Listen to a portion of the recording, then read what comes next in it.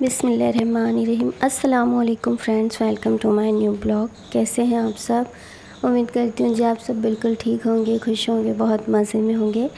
और अल्हम्दुलिल्लाह हम लोग भी ठीक हैं। तो आज है जी मुहर्रम की 10 तारीख और हमारे यहाँ हर साल पे ना मुहर्रम की 10 तारीख में ही खिचड़ा बनाया जाता है। तो बस अभी वही सारी तैयारियाँ चल रही है। सब्ज़ी वगैरह बाहर निकाल ली हमने, अदरक लहसुन जो भी है। लहसुन हमारे पास था नहीं, अभी सुबह ही बुलवाया है, तो वो है ना हम लोगों को अभी तैयार करना पड़ेगा। अगर एक दिन पहले आ जाता ना तो हम लोग कल ही सारी तैयारी कर लेते, क्योंकि बाकी जो खिचड़ी की तैयारी होती है ना वो तो हमने सारी एक दिन पहले ही कर लिए थे। लेकिन अदरक लहसुन हम लोग तैयार नहीं कर पाए थे, वो भी बस इसलिए क्योंकि वो हमारे पास था नहीं। तो ठीक है जी, यहाँ पे फिर हम लोगों ने है ना सब ने तैयारी शुरू कर दी। अभी सुबह का 10 बज रहा है। वैसे तो हम लोगों ने सोचा था कि हम सहरी के बाद ही पकने के लिए रख देंगे, लेकिन फिर ये जो चूल्हा आप लोग देख रहे हैं ना, ये चूल्हा हमारे पास था नहीं। हमने पीछे के मोहल्ले से बुलवाया है बाहर से, तो अयान लेके आया है इसको, और जब इसको ला के दिया है उसने तभी से ही हमने यहाँ पे काम शुरू किया है। हाँ, बाकी सारे काम जो कुकर में दाल वगैरह पकानी होती है, बटाने वगैरह, वो सारा ना हम लोग गैस पे सुबह से ही कर रहे थे। तो कुकर में पका के हमने सारी चीज़ें इकट्ठा करके रख लिए थे। अब ना हम बड़े चूल्हे पे सारी चीज़ों को इकट्ठा करके पकाएंगे, फिर उसके बाद बघार लगा देंगे। तो बस यहाँ पे ना सभी काम में लग गए हैं ताकि काम टाइम पे हो जाए और कोई भी देर नहीं हो, क्योंकि इन्होंने बोले थे कि खाना ना लेट मत करना, थोड़ा टाइम से पहले ही बना लेना, क्योंकि मेरे सारे दोस्त इंतज़ार कर रहे हैं खाने के लिए। तो इसलिए ना दादी भी किचन में आ गई, और माशाल्लाह दादी हमेशा जब ज़रूरत पड़ती है ना वो किचन में खड़ी हो जाती हैं आके। हालांकि आपने देखा होगा इतनी एज वाले बुज़ुर्ग लोगों से बहुत हद तक मतलब इतना काम कोई ख़ास बनता नहीं है, लेकिन माशाल्लाह अल्हम्दुलिल्लाह हमारी दादी माशाल्लाह बहुत एक्टिव हैं सब कामों में, और है ना हर चीज़ में वो हमारी हेल्प के लिए हो जाती हैं तैयार। और फिर पुराने लोग तो पुराने ही होते हैं, उनका उतारने का, पकाने का, बनाने का तरीका, हर चीज़ कितनी अलग होती है और कितनी यूनिक होती है। हालांकि हम भी उसी तरह बघारते हैं, उसी तरह खाना बनाते हैं, लेकिन उनके हाथों में जो स्वाद है ना उसकी तो बात ही अलग है। और उनके हाथ का खाना भी बहुत अच्छा लगता है। और ये सारी चीज़ें ना बहुत कम मिलती हैं, मतलब उन लोगों के हाथ का, बुज़ुर्ग जो होते हैं उनके हाथ का खाना बहुत कम ही मिलता है। लेकिन जब ऐसे मौके होता है ना, बड़ा खाना हो या कोई त्यौहार हो, कोई ख़ास मौका हो, तब ना उन लोगों के हाथ का खाना खाने को मिल ही जाता है, और उसका जो टेस्ट होता है ना उसकी बात ही अलग है। खैर यहाँ पे तो खिचड़ा सभी के हाथ का बना हुआ है, सभी ने इसमें कुछ ना कुछ किया है। कहीं बाजी लगी है, तो कहीं अम्मी लगी है, तो कहीं मैं, तो कहीं दादी। लेकिन हाँ, दादी ने आज बहुत ज़्यादा हेल्प की अल्हम्दुलिल्लाह। उनकी वजह से ना हमारा काम बहुत आसान हो गया था। और आज तो ना हमने सभी ने सूट पहना है, मतलब दादी और अम्मी ने ख़ास तौर पे, हम तो सूट ही पहनते हैं, लेकिन दादी ने भी सूट पहना है। आपने दादी को पहले भी शायद मेरे ब्लॉग में देखा होगा सूट पहना हुआ, लेकिन है ना अम्मी को नहीं देखा होगा। अगर पहले से रेगुलर अगर मेरे ब्लॉग देखे होंगे तो ही अम्मी को आपने नोटिस किया होगा, क्योंकि अम्मी बहुत कम पहनती, बहुत कम।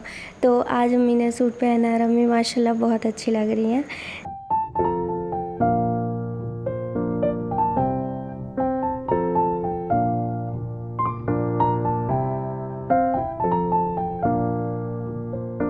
अच्छा, नॉर्मल खाना हो तो ठीक है, फिर आपकी जो डेली रूटीन वाला जो आपका नॉर्मल गैस होता है उस पे बन जाता है।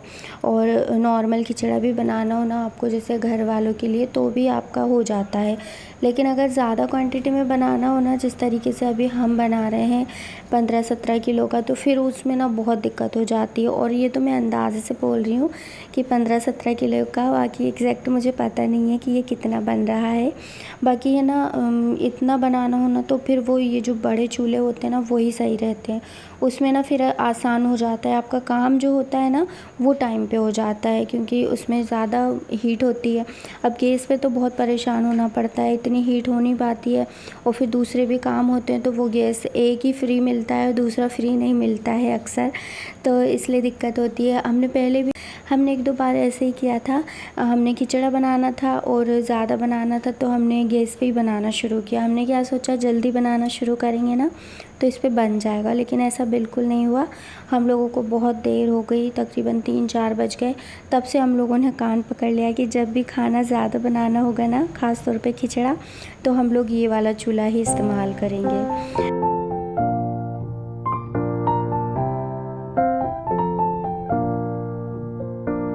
तो जी यहाँ पे खाना हमारा बनके कंप्लीट हो गया था। तकरीबन 1:30 बज रहे थे। फ़ातिहा मैंने दे दी थी और उसके बाद यहाँ पे फिर मैं टिफ़िन भर रही हूँ दुकान के लिए। तो ये 2 केटलियाँ हैं, ये टोटल शायद 5 किलो की है। तो फिर मैंने यहाँ पे दोनों केटलियों को भर के तैयार कर दिया और इसी के साथ नींबू, नमक, मिर्च जो भी लगती ना, सलाद वगैरह और प्लेट्स वगैरह जो भी है सारा कुछ घर से ही जाएगा।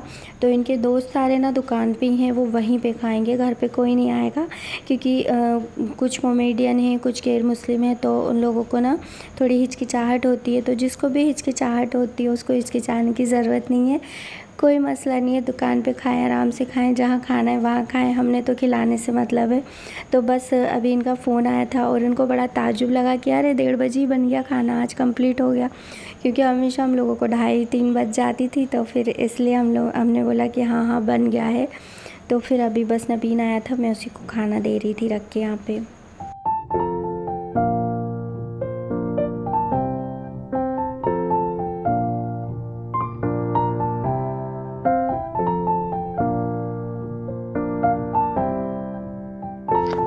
अच्छा, खिचड़ा बनने के बाद इतना खूबसूरत लग रहा था और उस पे फिर मैंने जब तली हुई प्याज डाली ना तो उसकी खूबसूरती और बढ़ गई और पूरे घर में इसकी खुशबू आ रही थी। यहाँ तक कि ऊपर जो कोचिंग चलती है ना हमारे यहाँ, वहाँ भी इसकी खुशबू जा रही थी।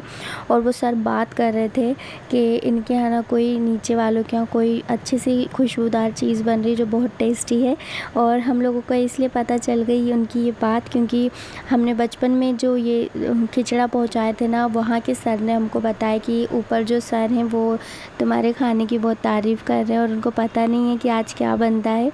तो वो बोल रहे थे कि इनके यहाँ कुछ अच्छा सा बन रहा है। तो फिर इसके बाद ना मैं छत पे गई और मैंने वो सर से पूछा कि सर हमारे यहाँ खिचड़ा बना है, आप खाओगे तो मैं ले आऊँ? तो फिर उन्होंने कहा कि अभी तो हम लोगों ने लंच कर लिया है, लेकिन जब मैं घर जाऊँगा ना तब मैं लेके जाऊँगा। तो यहाँ पे एक तो मैं वो सर से पूछने आई थी और दूसरा मैं छत पे इसलिए आई थी क्योंकि मुझे यहाँ से ना एलोवेरा लेके जाना था। अयान हारिश की आंखें आई हुई है, तो अम्मी बता रही थी कि एलोवेरा लगाने से ये अच्छी हो जाती हैं जल्दी।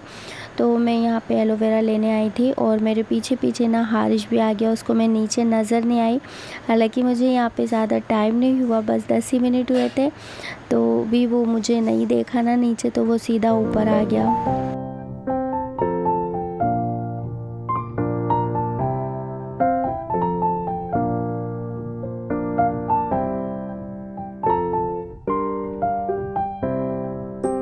और फिर जी हम लोग नीचे आ गए और अयान हारिश को मैंने खाना खिलवाया।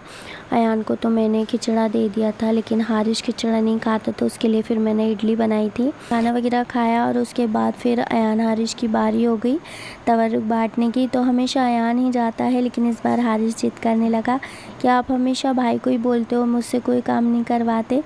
तो मैंने बोला चलो ठीक है, इस बार तुम भी बांटना। तो उसको बस मैं पास भेज रही थी यहीं लाइन में, और अयान पीछे जा रहा था जहाँ मतलब हारिश नहीं जा सकता, वहाँ हम लोग अयान को भेज रहे थे। तो बस दोनों भाई ना बारी बारी से जा रहे थे। मैं दरवाज़े पे ही खड़ी हो गई थी ताकि इन लोगों के हाथ से डिश ले लूँ और भरा हुआ डिश इनके हाथ में ना गेट पे दे दूँ ताकि हारिश के हाथ से कुछ गिर नहीं जाए। और फिर दोनों ने जब तवरुक पूरा कंप्लीट कर दिया ना, बांट दिए, उसके बाद फिर यहाँ पे दोनों तैयार होने लगे। अपने पापा का इंतज़ार कर रहे हैं क्योंकि उन्होंने बोला था कि 8 बजे इनको घुमाने लेके जाएंगे। तो बस अभी तैयार होके और साफ़ा वगैरह बांध रहे हैं। वैसे भी 8 बज ही नहीं है, लेकिन बस वो है ना, सब्र नहीं हो रहा दोनों से, तो 1 घंटे से लगे हैं साफ़ा बनाने में। तो जी अब मैं लूँगी आप लोगों से इजाज़त और उम्मीद करती हूँ आप लोगों को आज का वीडियो अच्छा लगा। और बस जी इंशाल्लाह मिलते हैं अगले वीडियो में। अपना बहुत बहुत ख्याल रखेंगे। अल्लाह हाफिज़, बाय।